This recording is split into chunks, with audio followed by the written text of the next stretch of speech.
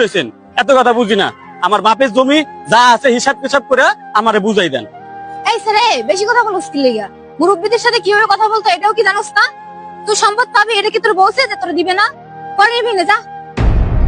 এই চাচি, এই আপনি কথা কইবেন না। আপনি নষ্টের গোড়া। আপনি আমার চাচার মাথাটা খাইছেন। আমার চাচা এমন আসছিল না। ছোটকালে চাচাই আমগো কি আদর করছে, কুলে করে কোন গ্রাম গ্রাম ঘুরে আইছে, কোন গাছের ফল রে, কোন গাছের ডাব রে চাচাই আমগো খাওয়াইছে। মাছ ধরতে নদীর কিনারে গেছে, চাচাই কান্দে করে নিয়ে আমগো ডুবাইছে। আর আপনার বিয়ে করার পর আমার চাচাই পাল্টাই গেছে। আপনি বুদ্ধি পেঁচ দিয়া আমার চাচার মাথাটা খাইছেন। বলে আমার চাচা এমন আসছিল না। যাই হোক, দেখেন চাচা, আপনার কাছে আমরা জমি পাই, আমাকে জমি বুঝাই দেন। এমন আপনার এই জায়গায় আমরা কেন পরের বাড়িতে ভাড়া থাকুন? আজকে বাপ নাই দেখে আপনি অনেক অবহেলা করতেছেন।